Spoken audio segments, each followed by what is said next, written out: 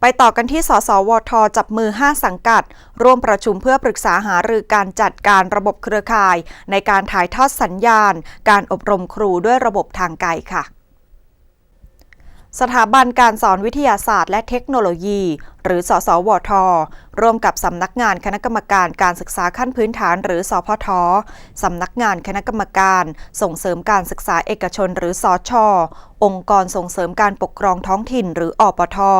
สำนักการศึกษากรุงเทพมหานครหรือกทม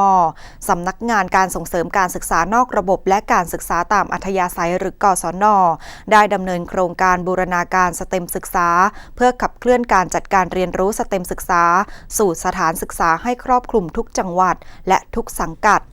โดยมีนางกัญญนัทสวัสดิ์สว่างผู้ช่วยผู้อำนวยการปฏิบัติงานแทนผู้อำนวยการสถาบันส่งเสริมการสอนวิทยาศาสตร์และเทคโนโลยีเป็นประธานในการประชุมสสวทนั้นได้จัดให้มีการอบรมครูด้วยระบบทางไกลผ่านสถานีโทรทัศน์เพื่อการศึกษา DLTV ETV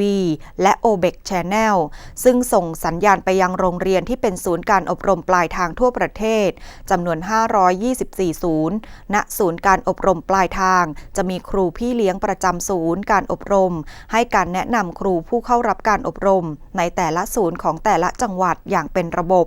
เพื่อเพิ่มพูนศักยภาพในการจัดกิจกรรมการเรียนรู้สเต็มศึกษาในชั้นเรียนได้อย่างถูกต้องและทั่วถึงโดยคาดว่าจะมีครูผู้นำสเต็มศึกษาของจังหวัดเกิดขึ้นปีละ770คนจังหวัดละ10คนโดยประมาณซึ่งประเทศไทยกำลังก้าวเข้าสู่ไทยแลนด์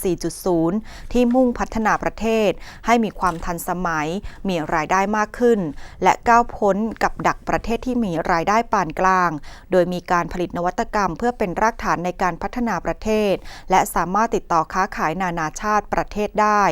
การศึกษาในยุคไทยแลนด์ 4.0 เป็นการเตรียมพร้อมของกำลังคนที่มีคุณภาพในอนาคตให้มีทักษะการเรียนรู้แห่งศตวรรษที่ 21 การขับเคลื่อนสเต็มศึกษาเป็นการมุ่งสร้างความตระหนักให้ครูผู้สอนได้เห็นความสำคัญของการปรับการเรียนเปลี่ยนการสอนในกลุ่มสาระการเรียนรู้วิทยาศาสตร์คณิตศาสตร์และเทคโนโลยีตามแนวทางสเต็มศึกษาและเห็นความสำคัญของการนำเทคโนโลยีดิจิทัลและอินเทอร์เน็ตมาใช้ในการจัดการเรียนรู้เพื่อสร้างแรงบันดาลใจแก่เยาวชนรวมทั้งสามารถนำความรู้สเต็มศึกษามาใช้ในชีวิตประจำวันและการประกอบอาชีพในอนาคตทั้งนี้การขับเคลื่อนสเต็มศึกษาด้วยระบบทางไกลจะประสบผลสำเร็จได้ต้องได้รับความร่วมมือจากทุกภาคส่วนอย่างจริงจังต่อเนื่องและยั่งยืนค่ะ